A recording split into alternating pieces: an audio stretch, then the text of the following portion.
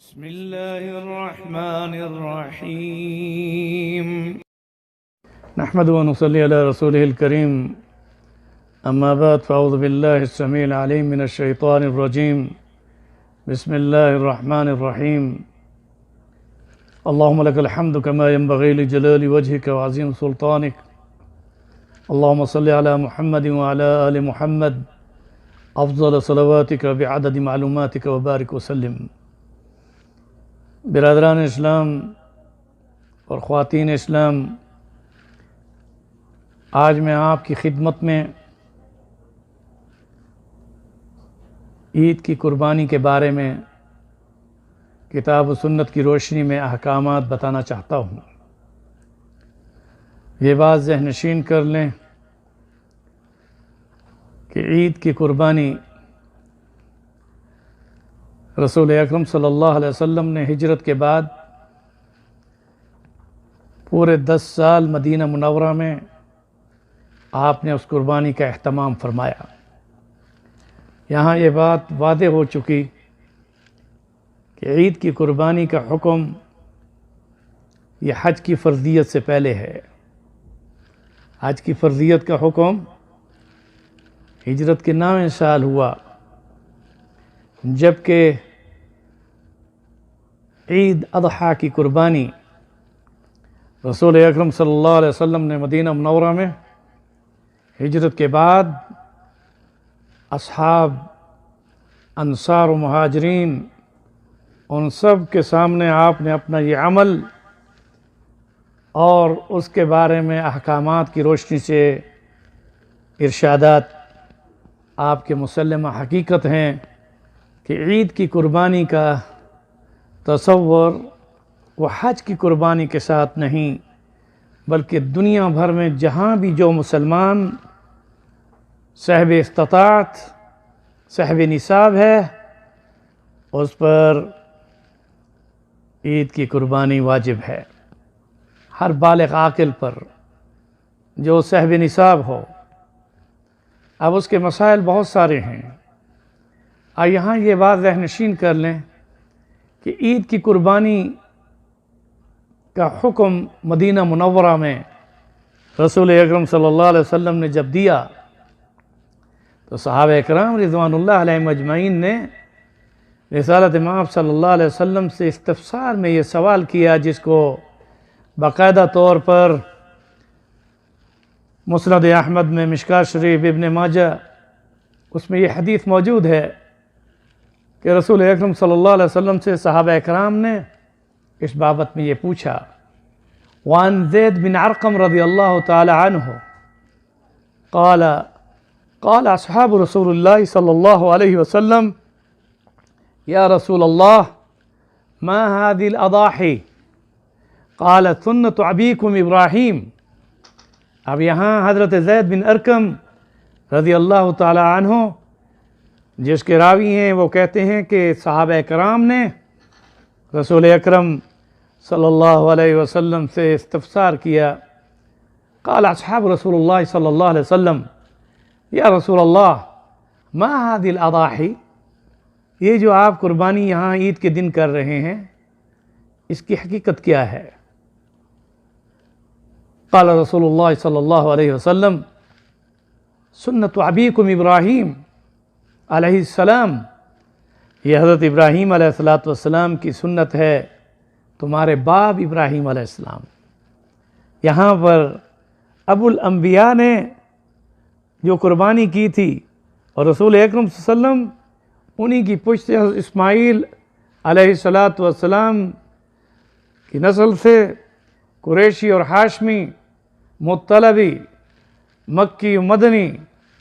حجازی، آپ صلی اللہ علیہ وسلم دعائے ابراہیم اور نوید مسیحہ جب تشریف لائے تو رسالت مآب خاتم النبیین رحمت للعالمین صلی اللہ علیہ وسلم نے امت کو بھی یہ اعزاز بخشا کہ آپ نے مدینہ منورہ میں مہاجرین و انصار سے مخاطب ہو کر یہ فرمایا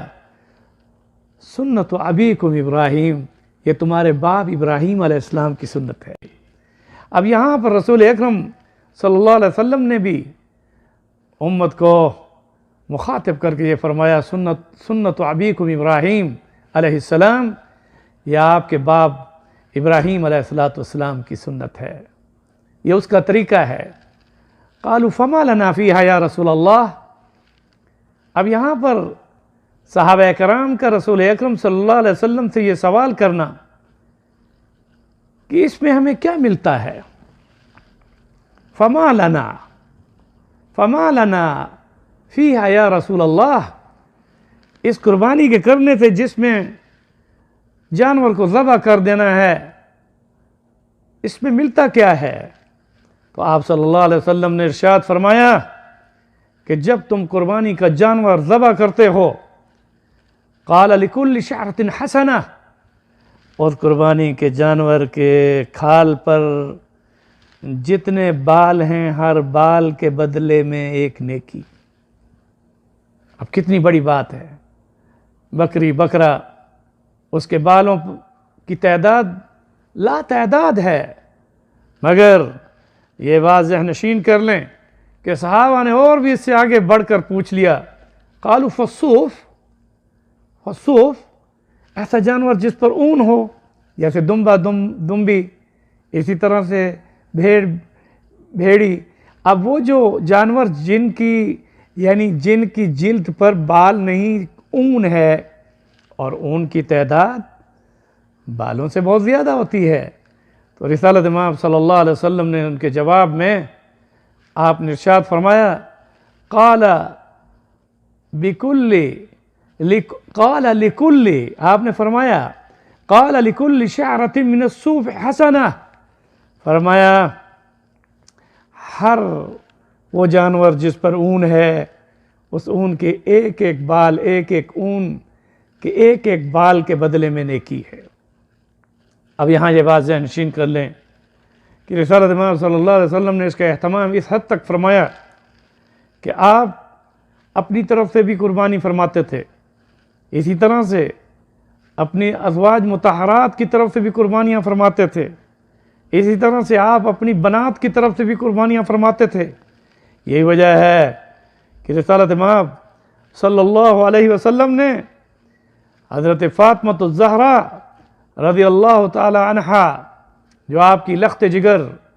سیدۃ النساء اہل الجنہ، جو اہل جنت میں عورتوں کی سردار، اور پھر حسنین کریمین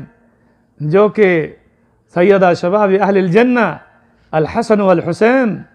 جو نوجوانان جنت حسن و حسین، ان کی والدہ محترمہ، جن سے اہل بیت، اللہ تعالیٰ نے اہل بیت کا نظام قائم کیا، حضرت فاطمہ الزہرا رضی اللہ تعالی عنہا کو آپ نے مخاطب کر کے فرمایا، اور اس کی روایت بھی عن ابن سعید رضی اللہ تعالی عنہ قال رسول اللہ صلی اللہ علیہ وسلم یا فاطمہ قومی الی الہتکم فاشہدیہا فإن لک بأول قطرۃ، آپ نے فاطمہ الزہرا رضی اللہ تعالیٰ عنہ اپنی بیٹی کو مخاطب کیا، آ جاؤ میرے ساتھ کھڑی ہو جاؤ، یہ تمہاری قربانی کا جانور ہے، یہ تمہاری قربانی کا جانور ہے، فاشہدیہا، اس کے پاس کھڑی ہو کر تم کھڑی ہو جاؤ۔ یہاں پردے کے ساتھ فاطمہ الزہرا رضی اللہ تعالی عنہا کو رسول اکرم صلی اللہ علیہ وسلم نے اس قربانی کے جانور کے پاس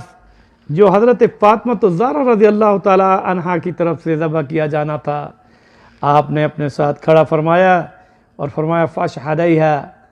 اب اس کو دیکھ، اور فإن لکی بأول قطرۃ، فرمایا کہ اب یہ اس جانور کو ذبح کرنے میں پہلا قطرہ من دمہا، جو پہلا قطرہ خون کا زمین پر گرے گا، ان یغفر لکی، تمہارے سارے ما سلف من ذنوبک، تمہارے پچھلے سارے گناہ معاف ہو جائیں گے۔ قالت یا رسول اللہ صلی اللہ علیہ وسلم، حضرت فاطمہ الزہرا رضی اللہ تعالی عنہا لخت جگر رسول اللہ صلی اللہ علیہ وسلم کی کیا خوبصورت سوال کرتی ہیں۔ قالت، کہا اپنے ابا جی کو، یا رسول اللہ، اللہ کے رسول، अलना खासतन अहल बैत, अलना खासतन अहल बैत, क्या ये सिर्फ अहल बैत के लिए ये फजीलत है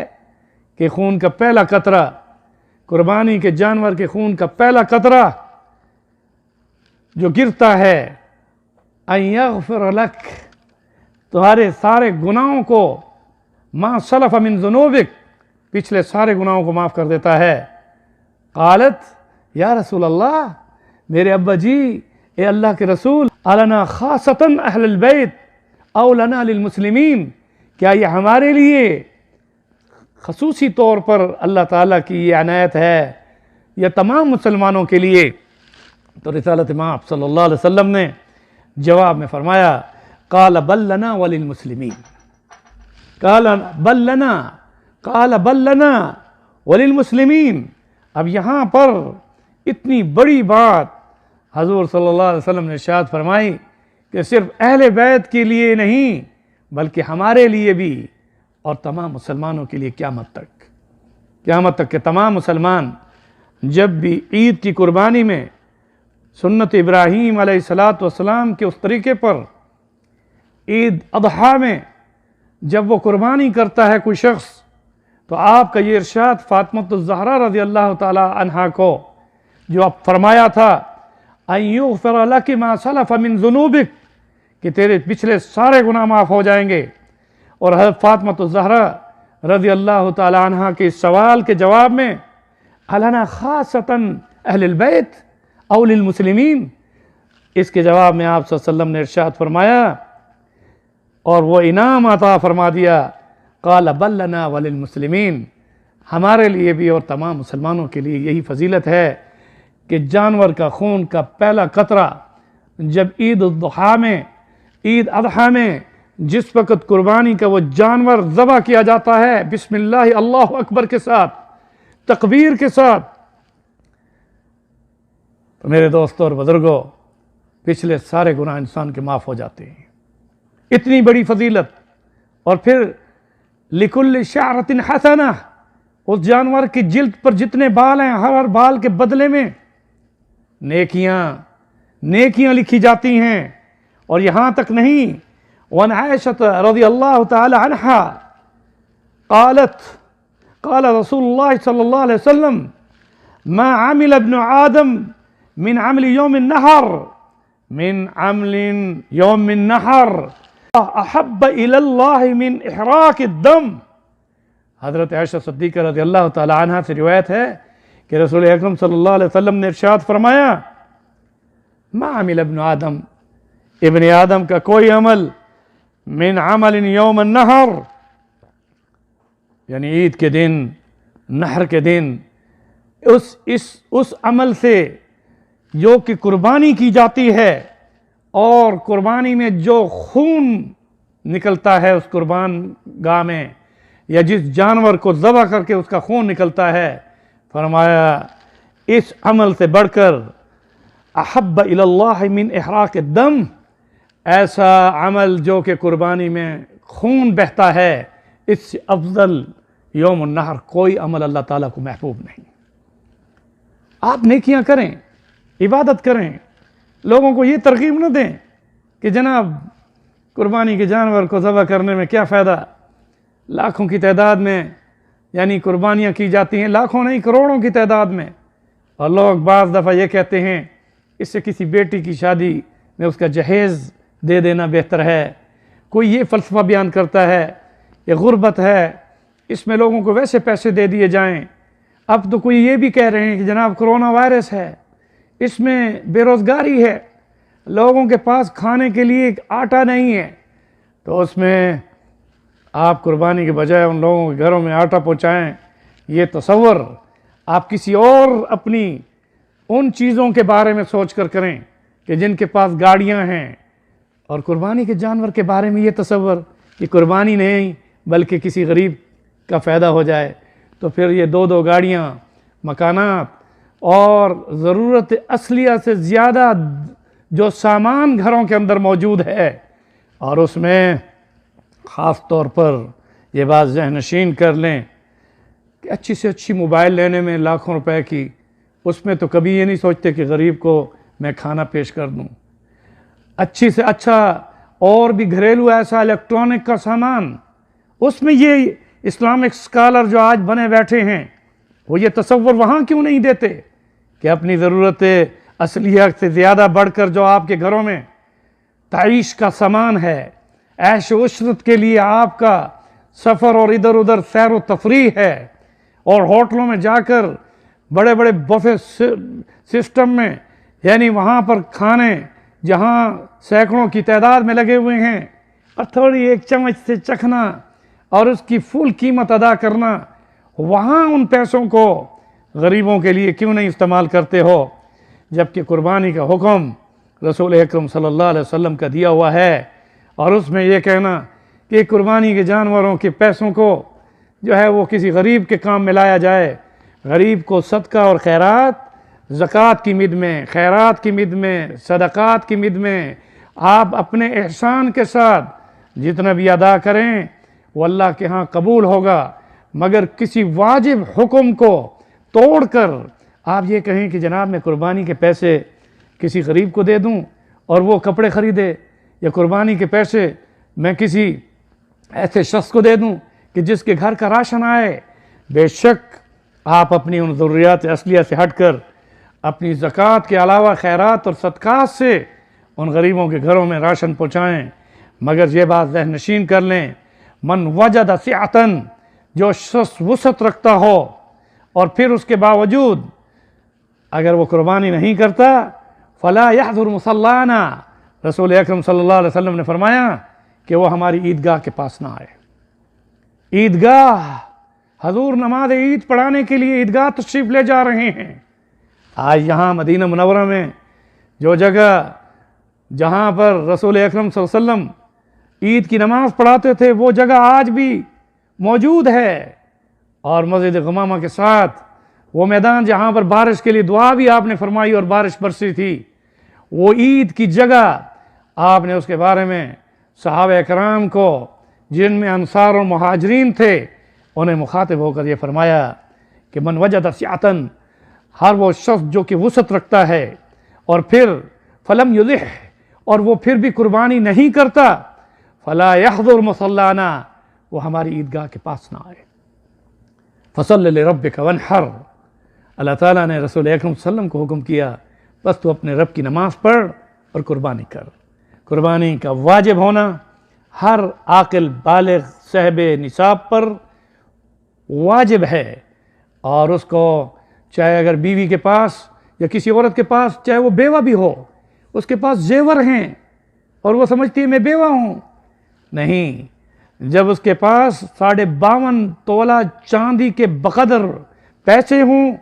یا اس کے برابر اس کے پاس مال تجارت ہو، یا وہ جو کہ زیور پہنے ہوئے ہیں کئی تولوں کی، اور جناب کہتی ہے جی میں بیوہ ہوں یا غریب ہوں۔ غریب کیسے ہے؟ جب صاحب نصاب ہو چکی تو اس پر یہ واجب ہونا قربانی کا بہت بڑا حکم ہے رسول اللہ صلی اللہ علیہ وسلم کا۔ اور اسی میں یہ بات بھی ذہن نشین کر لیں کہ بعض لوگ یہ سمجھتے ہیں جو صاحب نصاب ہے اس پر واجب ہے، نہیں، بلکہ ضروریات اصلیہ سے بڑھ کر جس کے گھر میں وہ سامان جو کہ ضرورت سے بڑھ کر ہے، گاڑیاں، الیکٹرانک سامان اور دیگر ایسی یعنی آمدنی اس کے پاس فوری طور پر بھی اگر آ جائے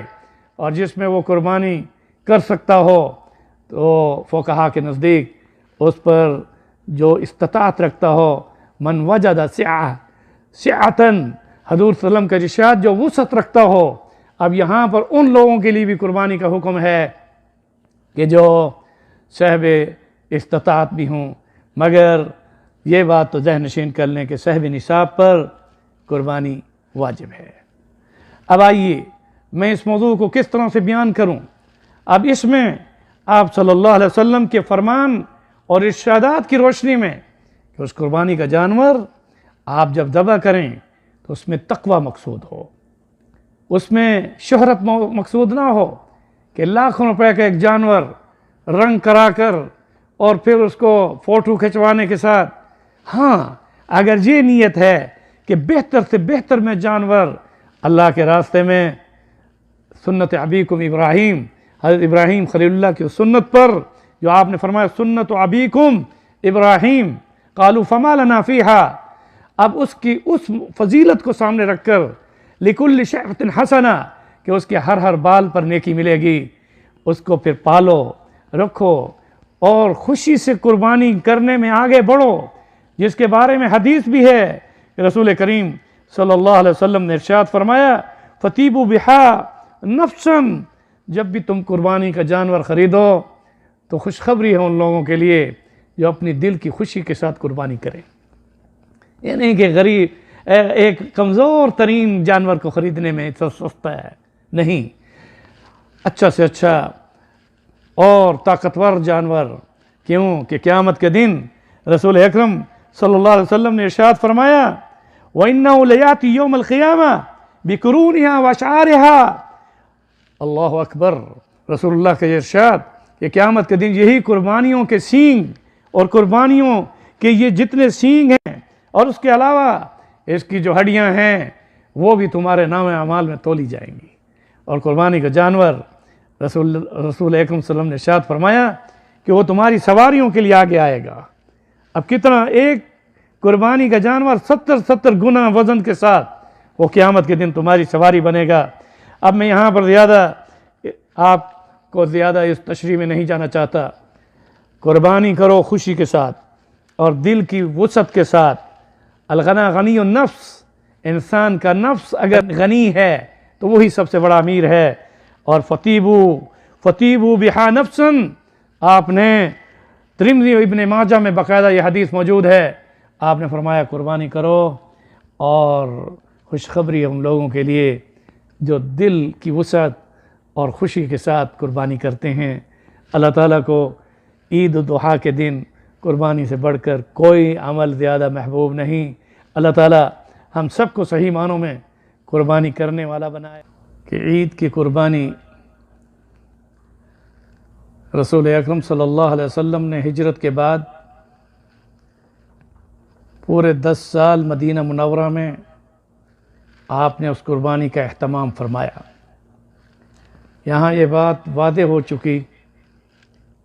کہ عید کی قربانی کا حکم یہ حج کی فرضیت سے پہلے ہے۔ حج کی فرضیت کا حکم ہجرت کے 9ویں سال ہوا، جبکہ عید اضحیٰ کی قربانی رسول اکرم صلی اللہ علیہ وسلم نے مدینہ منورہ میں ہجرت کے بعد اصحاب، انصار و مہاجرین، ان سب کے سامنے آپ نے اپنا یہ عمل اور اس کے بارے میں احکامات کی روشنی سے ارشادات آپ کے مسلمہ حقیقت ہیں کہ عید کی قربانی کا تصور وہ حج کی قربانی کے ساتھ نہیں، بلکہ دنیا بھر میں جہاں بھی جو مسلمان صاحب استطاعت، صاحب نصاب ہے، اس پر عید کی قربانی واجب ہے۔ ہر بالغ عاقل پر جو صاحب نصاب ہو۔ مسند احمد میں، مشکوٰۃ شریف، ابن ماجہ،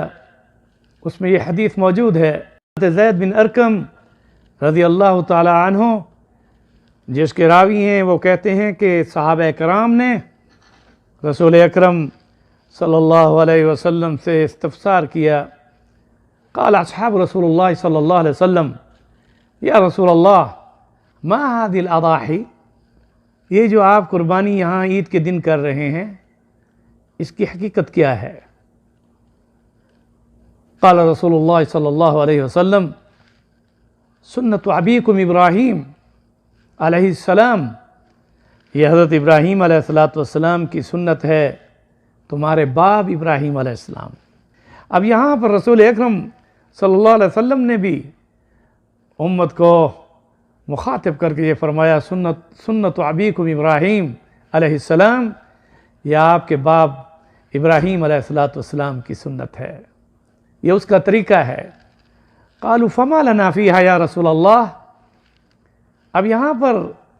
صحابہ کرام کا رسول اکرم صلی اللہ علیہ وسلم سے یہ سوال کرنا کہ اس میں ہمیں کیا ملتا ہے. فما لنا فیہا یا رسول اللہ، اس قربانی کے کرنے سے جس میں جانور کو ذبح کر دینا ہے، اس میں ملتا کیا ہے؟ تو آپ صلی اللہ علیہ وسلم نے ارشاد فرمایا کہ جب تم قربانی کا جانور ذبح کرتے ہو،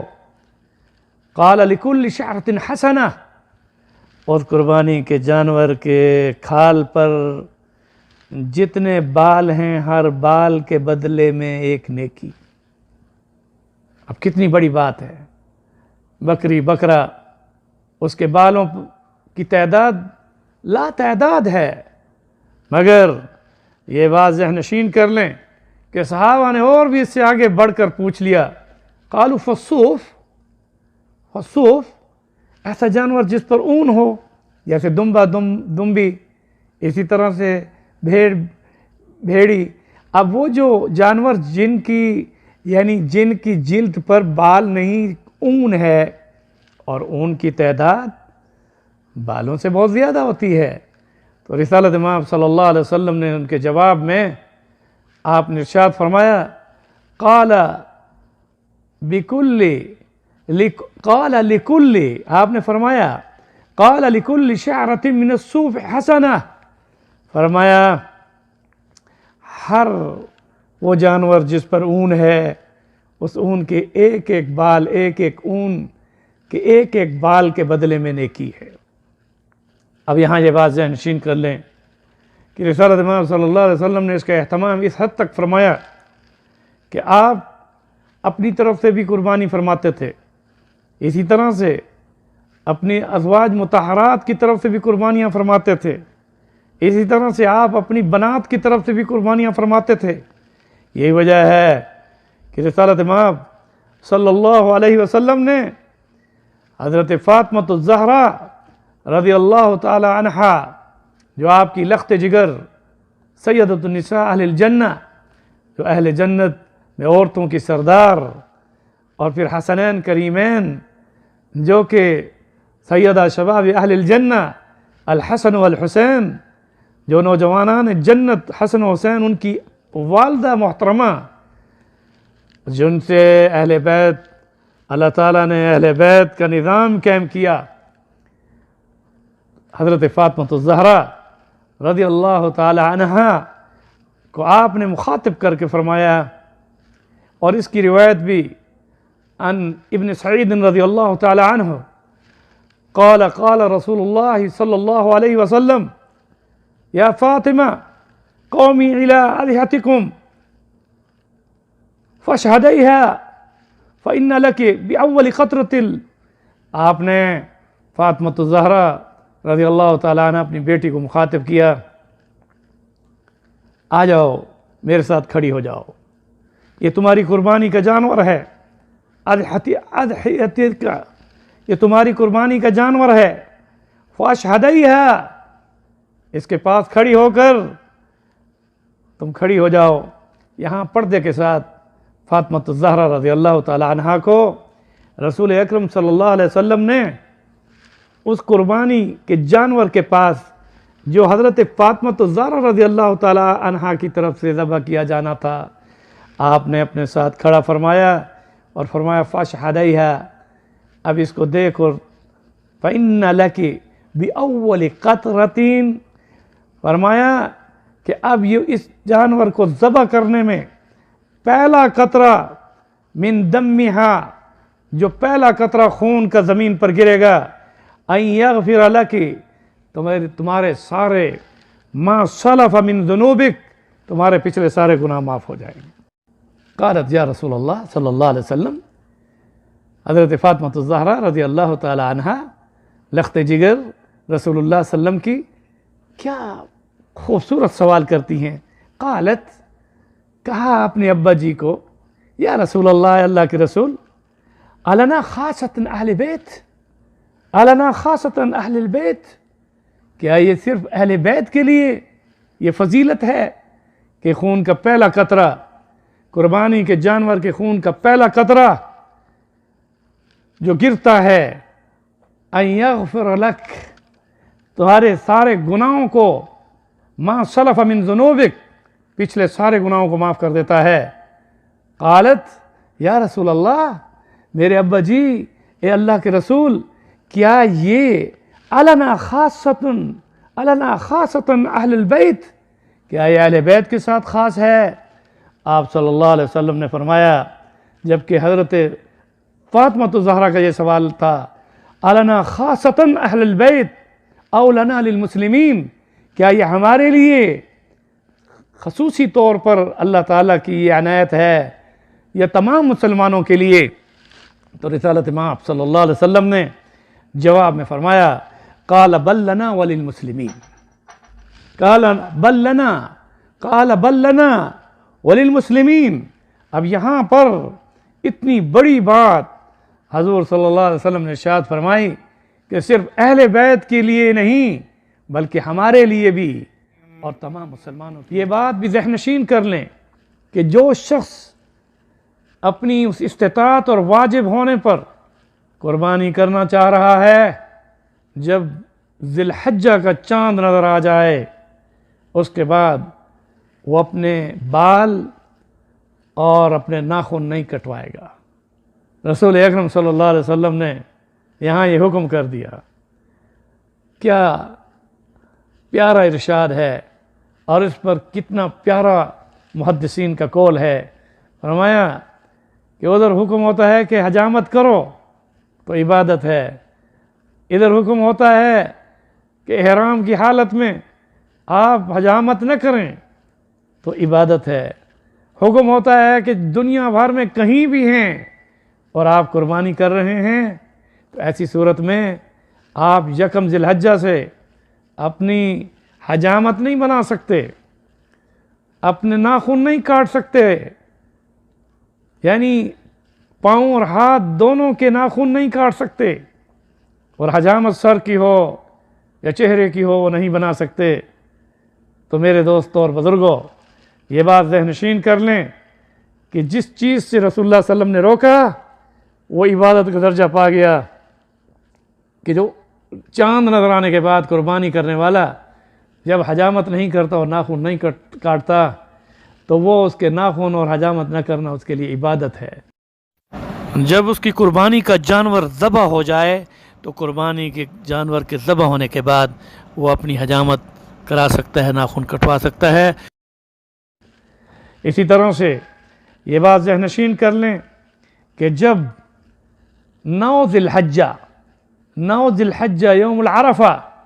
اس کی فجر کی نماز میں جب آپ مسجد میں جائیں یا گھر میں نماز پڑھیں، مرد ہو یا عورت ہو، چاہے وہ قربانی اس پر واجب تھی یا نہیں، مگر اب اس پر ایک اور چیز بھی واجب ہے کہ وہ فجر کی نماز یوم العرفہ کے دن، چاہے وہ حاجی نہیں ہے، عرفات میں نہیں ہے، وہ اس دن مینا سے ہوتا ہوا عرفات نہیں جا رہا بلکہ اپنے گھر میں ہے، جہاں پر بھی ہے، پوری دنیا میں، غار میں ہے، میدان میں ہے، شہر میں ہے، یا اس کے علاوہ گھروں میں ہے یا مسجدوں میں ہے، جب بھی وہ نماز پڑھے گا تو اس میں فجر کی نماز یوم عرفہ کے دن 9 ذی الحجہ کی فجر کی نماز سے لے کر 13 ذی الحجہ کی مغرب کی نماز تک، اب اس کو ایام تشریق کے ساتھ بھی پابند کرتے ہیں کہ وہ ہر نماز کے بعد ایک بار اللہ اکبر لا الہ الا اللہ واللہ اکبر اللہ اکبر وللہ الحمد یہ پڑھے گا، چاہے مرد ہے یا عورت ہے، اور اگر اس نے نہیں پڑھا اور یاد آ گیا تو بعد میں پڑھ سکتا ہے۔ اس لیے ان احکامات کا جاننا بہت ضروری ہے۔ ایام تشریق میں ذکر اللہ کی بہت بڑی فضیلت ہے۔ 9، 10، 11، 12، 13 یہ ایام ایسے ہیں کہ جن میں یہ تکبیریں سب سے زیادہ افضل ہیں۔ اللہ اکبر لا الہ الا اللہ واللہ اکبر اللہ اکبر وللہ الحمد۔ میں انہی کلمات کے ساتھ کہ اللہ اکبر لا الہ الا اللہ واللہ اکبر وللہ الحمد، اس تکبیروں کو ویسے بھی آپ پڑھتے رہیں، کیونکہ ان دنوں میں اللہ تعالیٰ کو آپ کا ذکر محبوب ہے۔ الرحمن الرحیم۔ برادران اسلام، خواتین و حضرات، آج میں آپ کی خدمت میں قربانی کے جانوروں کے بارے میں مسائل و معارف سے آپ کو آشنا کرنا چاہتا ہوں۔ یاد رکھیے کہ قربانی کے جانوروں میں اونٹ اونٹنی، گائے بیل، بھینس بھینسا، بکری بکرا، دمبا دمبی اور بھیڑ بھیڑی، یہ وہ جانور ہیں جن کو آپ قربانی میں اللہ کے حضور پیش کر سکتے ہیں۔ اگرچہ ہرن کا گوشت حلال ہے، اس کا شکار بھی حلال ہے، مگر قربانی کے جانوروں میں اس کو آپ شمار نہیں کر سکتے۔ یہ بات ذہن نشین کر لیں کہ اگر اونٹ اور اونٹنی کی قربانی آپ کر رہے ہیں تو اس کی عمر 5 سال مکمل ہونے کے بعد 6 سال میں داخل ہونا یہ شرط ہے۔ یہ نہیں کہ آپ کسی اونٹ اور اونٹنی کو ویسے دیکھیں اور اس کی عمر پوچھے بغیر اس کی قربانی کریں۔ 5 سال مکمل ہونا اور 6 سال میں اس کا داخل ہونا یہ اس کے لیے شرط ہے۔ اور اگر گائے یا بیل یا بھینس بھینسا کی قربانی کر رہے ہیں تو ایسی صورت میں 2 سال مکمل ہونے کے بعد 3 سال میں داخل ہونا اس کا شرط ہے۔ 2 سال گائے کی عمر، بیل کی عمر، بھینس بھینسا کی عمر 2 سال مکمل ہونے کے بعد۔ اور اس طرح اگر بکری بکرا کی اگر آپ قربانی کر رہے ہیں تو 1 سال اس کا مکمل ہونا اور 2 سال میں اس کا داخل ہونا یہ بھی قربانی کے لیے اس کی عمر میں یہ شرط ہے کہ 1 سال سے کم عمر کی بکری یا بکرے کی قربانی آپ نہیں کر سکتے۔ ہاں، دمبا اور دمبی اگر وہ موٹے تازے ہیں اور سال کے جانوروں میں کھڑے ہیں اور ان میں سے 1 سال سے کم عمر کا بھی اگر کوئی جانور ہے یعنی دمبا دمبی،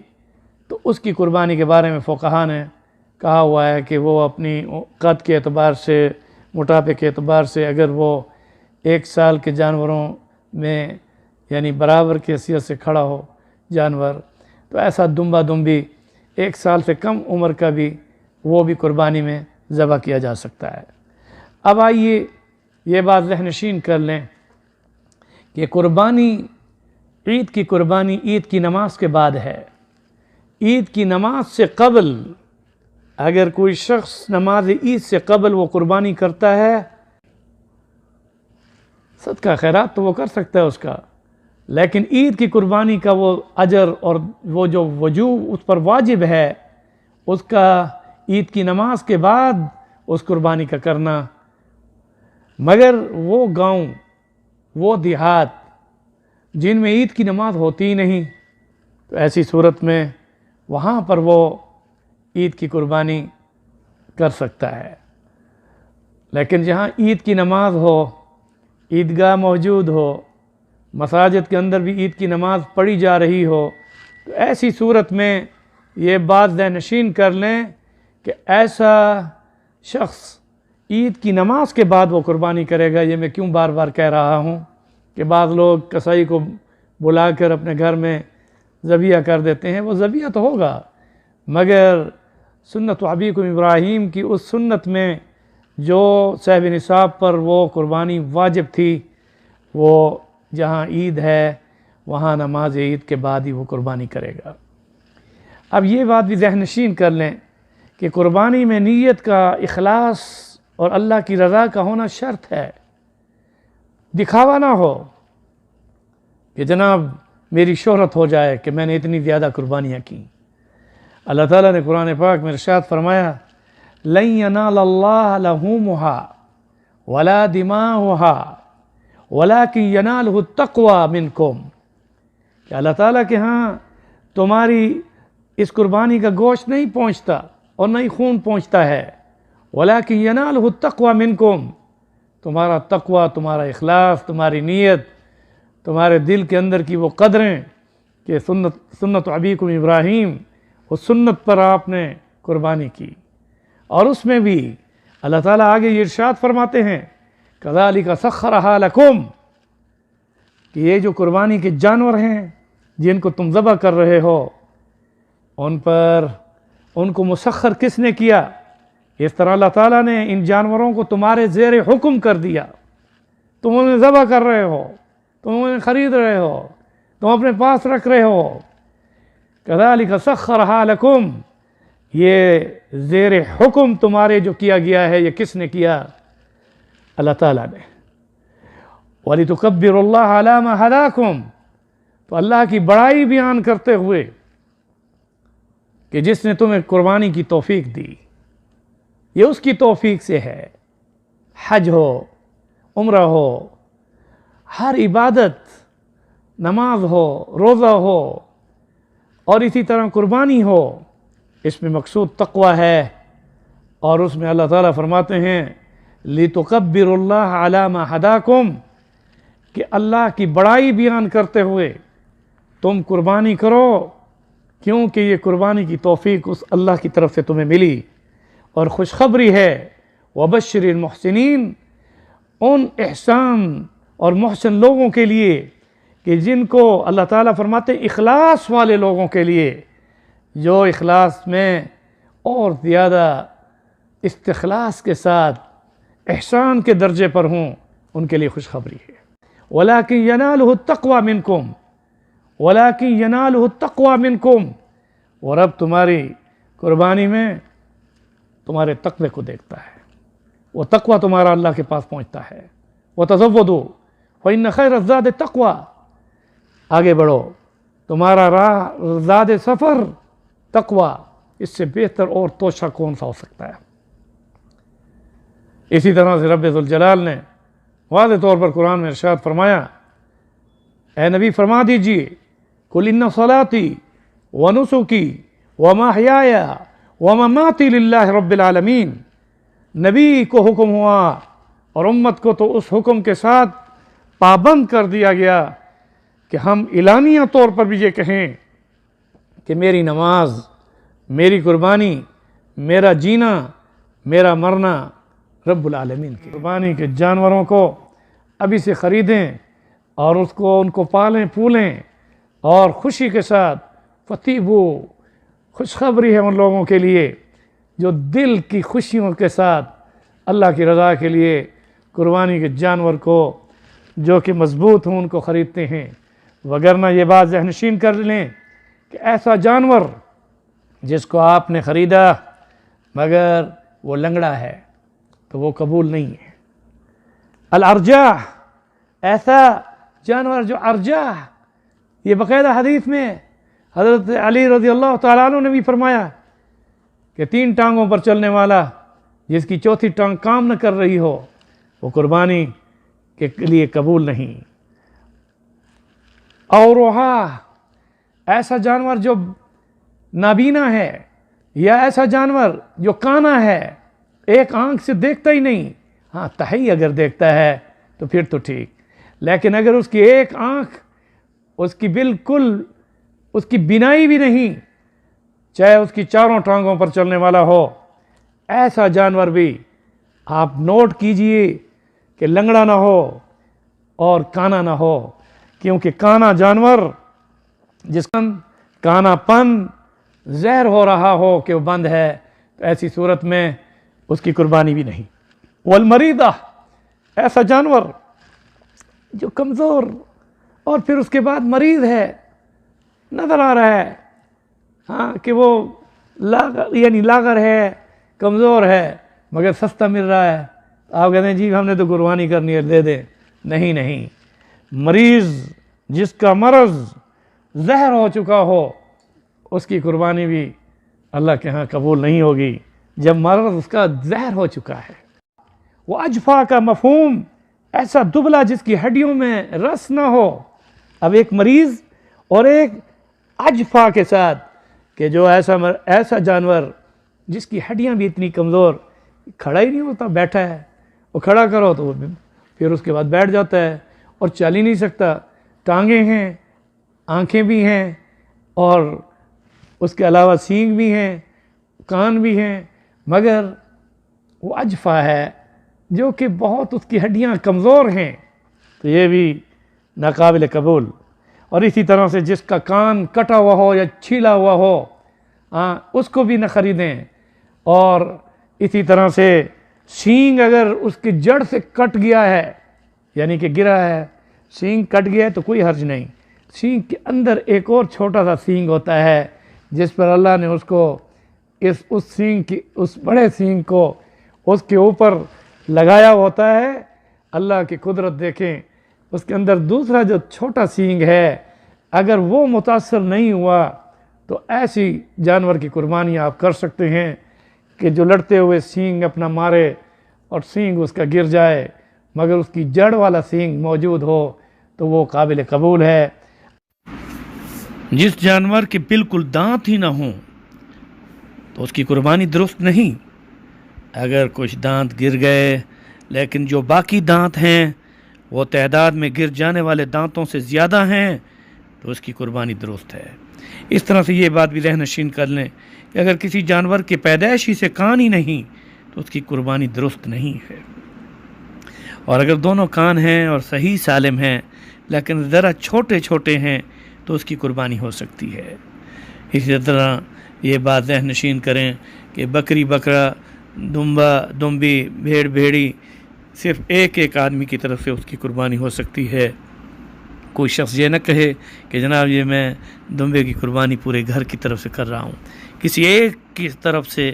وہ قربانی ہو سکتی ہے، سارے گھر والوں کی طرف سے نہیں ہو سکتی۔ اس طرح سے گائے، بیل، بھینس، بھینسا،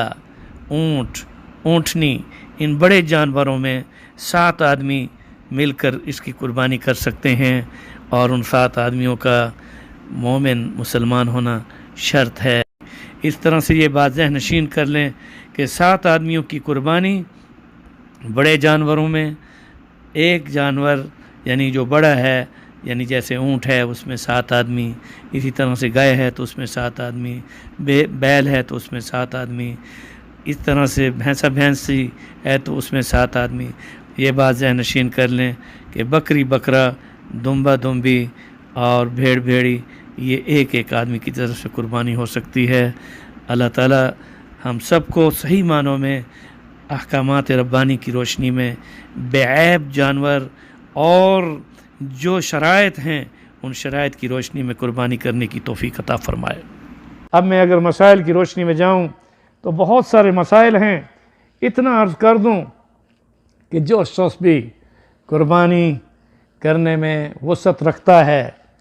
اس کے پاس ضرورت اصلیہ سے زیادہ مال ہے تو وہ قربانی کرے، کیونکہ خون کا اس دن اللہ تعالیٰ نے یوم النحر سے لے کر 12 ذی الحجہ کی غروب آفتاب تک جو خون کا قطرہ قربانی میں جانور کے ذبح کرنے میں بسم اللہ اللہ اکبر کے ساتھ گرتا ہے، اس سے گزشتہ سارے گناہ معاف ہو جاتے ہیں،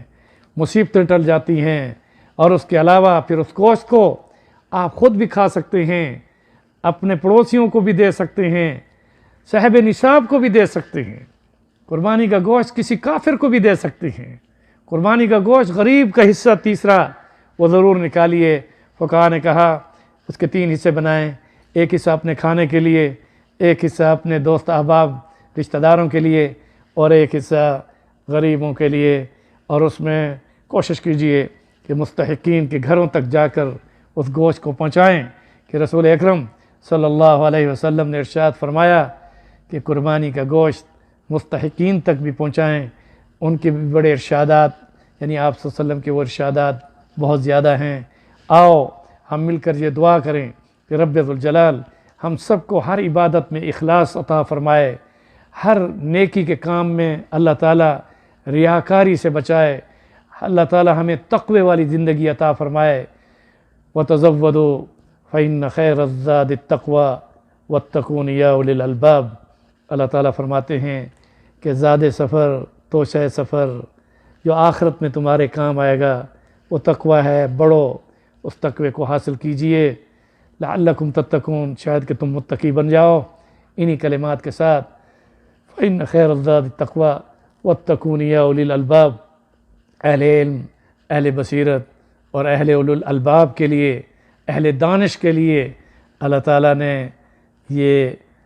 حکم فرما دیا کہ کہ غور کیجئے اور اس پر چلیے اور تقوی کو اختیار کیجئے۔ التقویٰ ہا ہنا، التقویٰ ہا ہنا، التقویٰ ہا ہنا۔ فرمایا تقویٰ اس دل کے اندر کی کیفیت کا نام ہے۔ الا ان فی الجسد مضغہ اذا صلحت صلح الجسد کلہ واذا فسدت فسد الجسد کلہ الا وہی القلب۔ فرمایا یہ تقوی کا مرکز تمہارا دل ہے، گوشت کا لوتھڑا ہے، اگر وہ صحیح تو سارا جسم صحیح، اور اگر وہ غلط تو سارا جسم غلط۔ تو اسی طرح الا ان فی الجسد کے ساتھ تمہارے جسم میں گوشت کا لوتھڑا اگر وہ صحیح ہے، انما الاعمال بالنیات، اپنے اعمال کی نیتوں کو درست کیجئے، کیونکہ اعمال کی قبولیت کا دار و مدار نیت پر ہے، اور نیت کا جو محل ہے، اس کا نیت کا محل وہ محلها قلب، محلها قلب، النیہ محلها قلب، تمہاری نیت کا جو محل ہے وہ دل ہے۔ اللہ تعالیٰ ہم سب کے گھروں کے حالات، ہم سب کی جتنے بھی سامعین ہیں، ناظرین ہیں، میرا یہ بیان سن اور دیکھ رہے ہیں، میری دعا ہے کہ رب ذوالجلال ہمیں ہر عمل میں اخلاص عطا فرما کر ہمارے گھروں کے ماحول کو خوشحال، خوشگوار، صحت مند بنا کر اللہ تعالیٰ ہمیں درازی عمر، عافیت والی، سلامتی والی، عزت والی، فراخی رزق والی اور سعادت دارین کے ساتھ نصیب فرمائے، اور قیامت کے دن ہم سب کے والدین، بہنوں، بھائیوں، بیوی، بچوں کو بغیر جدائی کے رب ذوالجلال عرش کے سائے میں رسول اکرم صلی اللہ علیہ وسلم کے جھنڈے کے نیچے نبیین، صدیقین، شہداء و صلحاء کے ساتھ صحابہ کرام اور اہل بیت کے قدموں میں جگہ عطا فرما کر رب ذوالجلال ہم سب کو رسول کریم صلی اللہ علیہ وسلم کے دست اقدس سے حوض کوثر کا جام، ساقی کوثر سے جام کوثر اللہ عطا فرما کر ہم سب کو اللہ اپنے فضل و کرم سے اپنے پیارے نبی صلی اللہ علیہ وسلم خاتم النبیین رحمت للعالمین کی شفاعت کے ساتھ اللہ تعالی ہم سب کے والدین، بہنوں، بھائیوں، بیوی، بچوں کو جنت کی بہاروں میں رسول اکرم صلی اللہ علیہ وسلم کی مجلس میں اپنا دیدار نصیب فرمائے، اپنا سلام عطا فرمائے۔ سلام قولا من رب الرحیم، جس میں سلام بھی ہو، رب کی رضا کا سرٹیفکیٹ بھی ہو، اور رب یہ فرمائیں گے میں بھی ہمیشہ، تم بھی ہمیشہ، وقفوں کی دنیا ختم، اب ہمیشہ کی زندگی میں تمہاری جوانی میں کبھی بڑھاپا نہیں آئے گا، اور تمہاری صحت میں کبھی بیماری نہیں آئے گی، اور تمہاری اس چہرے کی رونق ہر جمعے کو رسول اللہ کی مجلس میں میرے دیدار کے ساتھ جنت کی رونقوں کو اور تمہارے چہروں کی رونقوں کو میں بڑھاتا چلا جاؤں گا، اور میں تمہارے لیے تم سے راضی ہو گیا، اب تمہارا رب تم سے کبھی ناراض نہیں ہوگا۔ اب یہ بات ذہن نشین کر لیں کہ قربانی کا جانور جس وقت آپ ذبح کر لیں، لِتُكَبِّرُ اللَّهِ، اللہ کی بڑائی میں تکبیر، بسم اللہ اللہ اکبر کے ساتھ اس کو ذبح کریں۔ اور یہ بات میں پھر واضح طور پر بتا دینا چاہتا ہوں کہ جب قربانی کے جانور کو ذبح کر لیں تو اس کا گوشت یا اس کی کھال کو آپ کسائی کو اس کی اجرت کی عوض میں نہیں دے سکتے۔ آپ اس کی کھال کو بیچ کر مسجد کی تعمیر میں استعمال نہیں کر سکتے۔ آپ قربانی کی کھال کو کسی مدرسے کی تعمیر میں اس میں آپ نہیں دے سکتے، یا مسجد کی تعمیر میں نہیں دے سکتے، تو ہسپتال کی تعمیر میں کیسے دے سکتے ہیں؟ اسی طرح سے قربانی کے جانور کی کھال کو بیچ کر قبرستان کی چار دیواری کے استعمال میں بھی نہیں لا سکتے، یا اس کو بیچ کر اس کے پیسے کو اپنے نوکر کی تنخواہ کے عوض میں بھی اس کو نہیں دے سکتے کہ نوکر کا کہا کہ چلو جی یہ قربانی کی کھال اٹھا لو، تمہاری تنخواہ میں سے یہ پیسے اتنے کاٹ رہا ہوں۔ یا کسی امام مسجد کو اس کی اجرت جو تنخواہ ہے راتب، امام راتب، اس کو اس تنخواہ کے بدلے میں آپ نہیں دے سکتے۔ ہاں اگر وہ مستحق ہے تو اس کو مستحق ہونے کی بنیاد پر دے سکتے ہیں، نوکر مستحق ہے تو اس کو مستحق ہونے کی بنا پر دے سکتے ہیں۔ جس شخص کو آپ زکوٰۃ دینے میں شرائط کو سامنے رکھ کر زکوٰۃ دیتے ہیں اور ملکیت تامہ کے ساتھ اس زکوٰۃ کو ادا کرتے ہیں، اسی طرح سے جو زکوٰۃ کے مستحقین ہیں وہی قربانی کی کھال کے مستحق ہو سکتے ہیں۔ اب یہ بات ذہن نشین کر لیں کہ قربانی کے کھال کے علاوہ بھی جو قربانی کی رسی ہے وہ بھی اللہ کے رسول نے فرمایا اس کو بھی صدقہ کرو۔ تو یہ کیسے ہے؟ قربانی آپ نے کی کئی ہزار روپے پر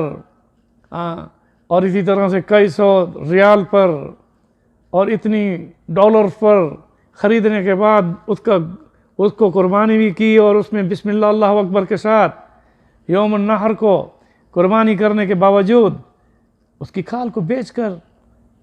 آپ اپنی ذہن میں کیا بات تصور میں لاتے ہیں کہ جناب اس پیسے سے آپ فائدہ اٹھائیں گے؟ نہیں، ہاں اگر کھال کو آپ اپنی ذاتی استعمال کے لیے لا سکتے ہیں تو حضور نے فرمایا کہ اس کھال کو اپنے لیے آپ اس چمڑے کو اپنا مسلح بنائیں، اپنے گھر کے یعنی استعمال میں لا سکتے ہیں۔ لیکن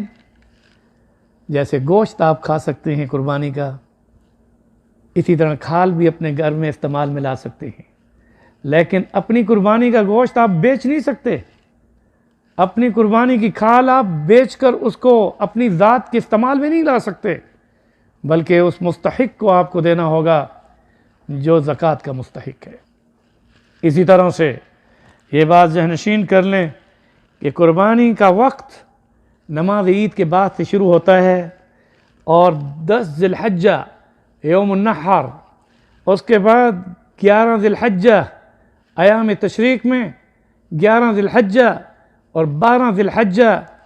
احناف کے نزدیک 12 ذی الحجہ کے غروب آفتاب تک آپ قربانی کے جانور کو ذبح کر سکتے ہیں۔ اب اس میں یہ کہ بعض لوگ کہتے ہیں رات کا ذبح کرنا درست نہیں، وہ کس لیے؟ درست اور جائز اور ناجائز ہونے میں فرق ہے۔ رات اندھیرے کے اندر جانور کو ذبح کرنے میں آپ کو علم نہیں آئے گا کہ اس کی وہ رگ جو خون کی ہے، جو شرط ہے، کیا وہ رگ اس کی کٹی ہے؟ ان رگوں کو کاٹنا روشنی کے اندر ہے، چاہے وہ دن کی روشنی ہو چاہے وہ رات کی روشنی ہو۔ اس لیے رات اور دن میں روشنی کا ہونا شرط ہے۔ اندھیرے کمرے میں جہاں آپ قربانی کا جانور ذبح کر رہے ہیں، اس لیے منع کیا گیا تاکہ اس کے ذبح کرنے میں احکامات کو سامنے رکھ کر اس کے ان رگوں کو کاٹنا یہ شرط ہے۔ بسم اللہ اللہ اکبر کے ساتھ قربانی کے جانور کو ذبح۔ اے اللہ،